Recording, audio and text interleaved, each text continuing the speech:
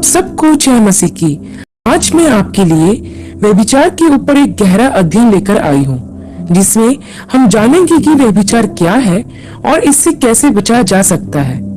व्यभिचार एक ऐसा पाप है जिसके बारे में हर कोई जानना चाहता है। व्यभिचार का पाप आज की पीढ़ी के लोगों में भी बहुत ज्यादा देखने को मिलता है, क्योंकि टीवी और मोबाइल ऐसे संसाधन हैं जिसने मनुष्य की बुद्धि को भ्रष्ट कर दिया है। एक सर्वे के अनुसार यह बताया गया है कि दुनिया के लगभग 60 से 80% लोग अश्लील वीडियोस देखने के आदी बन चुके हैं। आपको जानकर हैरानी होगी कि लॉकडाउन के समय में यह संख्या और भी ज्यादा थी। आजकल के जवान व्यभिचार के इस गंदे पाप की दलदल में फंसे हुए हैं। प्रियो, अब हम जानते हैं कि व्यभिचार का पाप क्या है।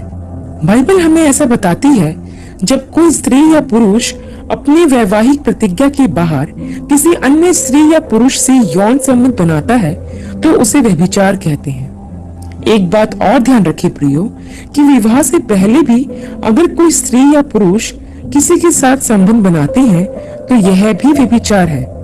जब प्रभु यीशु मसीह इस दुनिया में थे तो उन्होंने इस नियम के स्तर को और ऊंचा कर दिया। जब प्रभु ने यह कहा कि अगर कोई किसी स्त्री पर कुदृष्टि डाले तो वह अपने मन में उससे व्यभिचार कर चुका।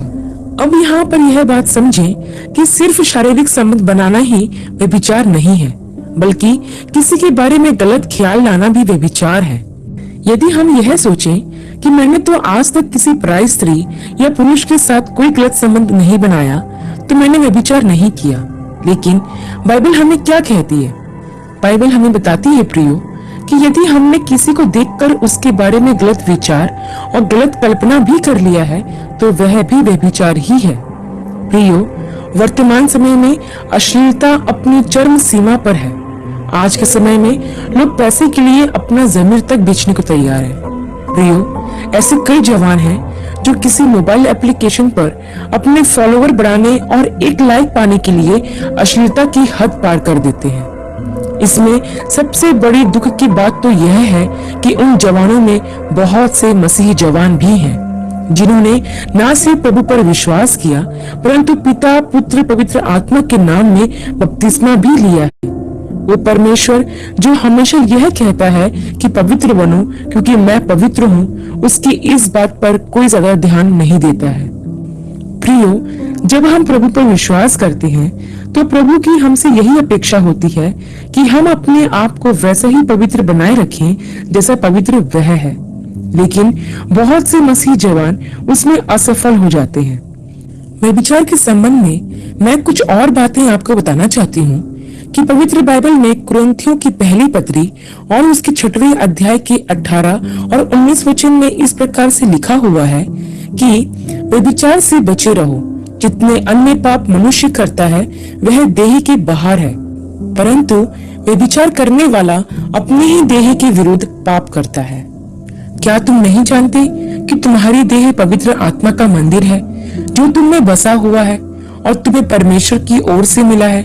प्रियो, बाइबल का यह वचन हमको यह बताता है कि जितने भी पाप किए जाते हैं वे सब देह के बाहर होते हैं, लेकिन व्यभिचार ही एक ऐसा पाप है जिसे मनुष्य अपने ही देह के विरुद्ध करता है। इसके बाद वचन में हमें एक चेतावनी दी गई है कि यदि हम परमेश्वर के इस मंदिर को जो हमारी देह है नाश करते हैं तो परमेश्वर हमें नाश कर देगा। प्रियो, आपने देखा होगा कुछ सालों पहले HIV एड्स की बीमारी का नाम तक किसी ने नहीं सुना था, लेकिन आज यह बीमारी बहुत से लोगों को जकड़े हुए है। और जैसा कि आप जानते हैं कि HIV सिर्फ अनुचित यौन संबंध बनाने के कारण ही होती है। इस बीमारी का जन्म ही गलत संबंधों के द्वारा हुआ है। इसलिए प्रियो, व्यभिचार का पाप न सिर्फ हमारी आत्मा को बल्कि हमारे शरीर को भी नाश कर देता है। अब मैं आपको बताना चाहती हूँ कि व्यभिचार की उत्पत्ति कहाँ से होती है। प्रियो, व्यभिचार में गिरने के मुख्य कारणों में से पहला कारण है हमारी आंख। प्रियो, मैं बाइबल के एक उदाहरण के माध्यम से इसके बारे में आपको बताना चाहूंगी, जो कि आपको शमूएल की दूसरी पुस्तक के 11 अध्याय में देखने को मिलेगा, जहां पर दाऊद के बारे में इस प्रकार से लिखा हुआ है कि जब वह शाम के समय अपने राजभवन की छत पर टहल रहा था तो उसने एक स्त्री को जो अति सुंदर थी उसे नहाते हुए देखा। बस फिर क्या था, उसने अपने मन में यह ठान लिया कि किसी भी तरह से वह उसे पा ले। आप कल्पना करें कि यदि दाऊद उस स्त्री को अगर नहाते हुए नहीं देखता तो शायद जो पाप उसने किया वह नहीं होता, लेकिन उसके अंदर उस स्त्री के साथ जो किसी और की पत्नी थी व्यभिचार करने की इच्छा उसे नहाता हुआ देखकर ही उसके अंदर आई और उसने अपनी इच्छा को अपने पद और अधिकार का उपयोग करके पूरा भी कर लिया। वैसे ही प्रियो, आज के समय में भी लोगों के साथ यही चीज होते हुए हम देख रहे हैं। आज इतने सारे बलात्कार और यौन शोषण का कारण सिर्फ और सिर्फ एक गलत नजरिया है। लोग अश्लील फिल्में और चित्रों को देखने के द्वारा पहले तो अपने मन को खराब कर लेते हैं और वासना की भावना से भर जाते हैं। फिर जैसा वह देखते हैं वैसे ही करने की इच्छा उनके अंदर पैदा हो जाती है। सारी गलत धारणाओं और विचारों का प्रवेश हमारी आंखों ही के द्वारा होता है। इसलिए तो प्रभु ने कहा कि यदि कोई किसी स्त्री पर कुदृष्टि डाले तो वह उससे अपने मन में व्यभिचार कर चुका, क्योंकि प्रभु भी जानते थे कि व्यभिचार के पाप की शुरुआत आंखों ही से होती है। इसलिए प्रियो, मैं आपको प्रोत्साहित करना चाहती हूँ कि अगर आपकी जिंदगी में कुछ ऐसा है तो आज ही प्रभु से माफी मांगे और अपनी आंखों को गलत चीजों की ओर नहीं बल्कि प्रभु की ओर लगाएं। यदि आप अपनी आंखों के द्वारा किसी स्त्री को वासना की भावना से देखते हैं तो उसी वक्त अपनी आंखें बंद करके प्रभु को पुकारें और विनती करें कि प्रभु मेरे अंदर से वासना की इस भावना को जो मेरी आंखों के द्वारा मुझ में प्रवेश करती है दूर कर। अय्यूब की तरह आप भी अपनी आंखों के साथ वाचा बांधिए कि आप किसी पराई स्त्री को बुरी नजर से नहीं देखेंगे। प्रियो, यह तो हो गया शारीरिक व्यभिचार जो देह में होकर किया जाता है, लेकिन अब मैं आपको आत्मिक व्यभिचार के बारे में कुछ बताना चाहती हूँ। अब आप सोच रहे होंगे कि ये आत्मिक व्यभिचार क्या है और कैसे होता है। मैं आपको बताना चाहती हूँ कि अगर एक पत्नी या पति अपने जीवन साथी के अलावा किसी दूसरे से प्रेम करते हैं या उन्हें प्रसन्न करते हैं तो यह विश्वासघात होता है। इसे ही व्यभिचार कहा जाता है। ठीक वैसा ही प्रभु के साथ हमारे रिश्ते में भी है। मसीह पर विश्वास करने के द्वारा हमारा विवाह मसीह से हो गया है और हम मसीह की दुल्हन हैं। लेकिन अगर हम किसी दूसरे पुरुष अर्थात पैसे से प्रेम करते हैं तो हम आत्मिक व्यभिचार करते हैं, क्योंकि धन दूसरा पुरुष है। यही नहीं प्रियो, अगर हम संसार से मिलने वाले मान सम्मान, भोग विलास और सांसारिक वस्तुओं की ओर आकर्षित होकर उनसे प्रेम करते हैं तो यह भी व्यभिचार है, क्योंकि यह सब दूसरे पुरुष की भूमिका निभाते हैं। याकूब ने अपनी पत्री में साफ साफ कहा है कि हे व्यभिचारिणियों, क्या तुम नहीं जानती कि संसार से प्रेम करना परमेश्वर से बैर करना है।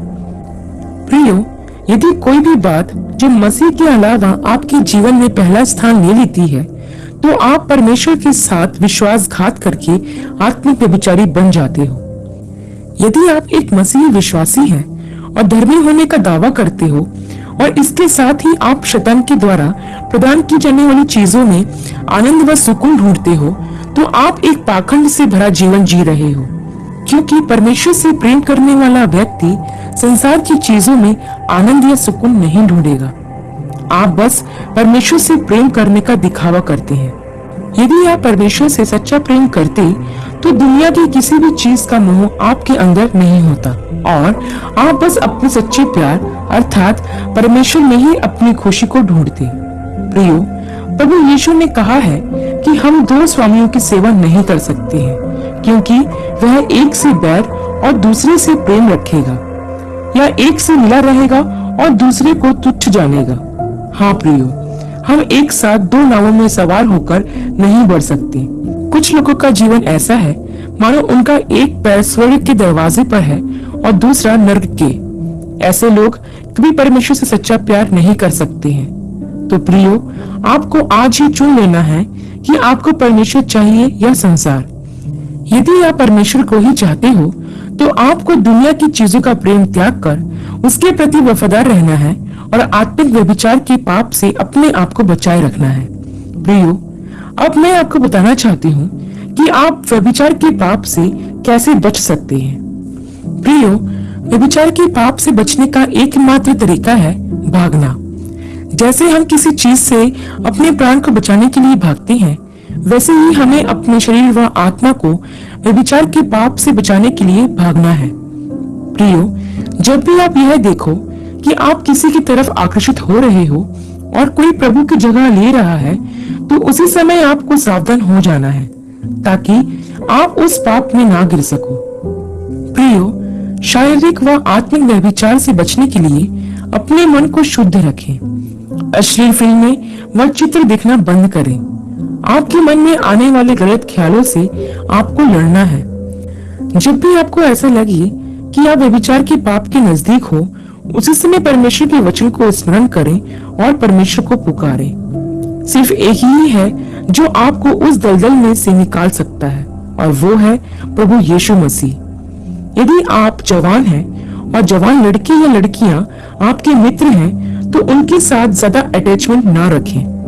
अपने लिए एक सीमा निर्धारित करें जिसके बाहर आप ना जा सको, क्योंकि मैंने ऐसे बहुत से जवानों को देखा है जो अपने रिश्ते की शुरुआत दोस्ती से करते हैं और फिर बाद में वह एक दूसरे के प्यार में पड़ जाते हैं और आखिरकार वह शारीरिक व मानसिक व्यभिचार के पाप में गिर ही जाते हैं।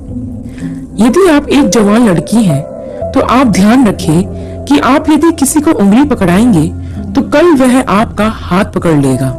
इसलिए आपको भी अपने दायरे में रहकर ही लोगों से बात करना चाहिए। अंत में मैं बस आपको इतना कहना चाहती हूँ कि व्यभिचार एक मीठा जहर है जो शुरू में तो बहुत आनंदित लगता है, लेकिन उसका अंत विनाश ही है। और बाइबल हमें ऐसा बताती है, किसी भी व्यभिचारी के स्वर्ग में कोई निराश नहीं। व्यभिचार करने वाले उस अनंत आग में डाल दिए जाएंगे जो कभी बुझने की नहीं। इसलिए जितना हो सके अपने मन, मस्तिष्क तथा शरीर को व्यभिचार के पाप से बचाए रखो। आशा करती हूँ प्रियो, व्यभिचार के ऊपर किया गया यह अध्ययन आपके लिए आशीष का कारण रहा होगा।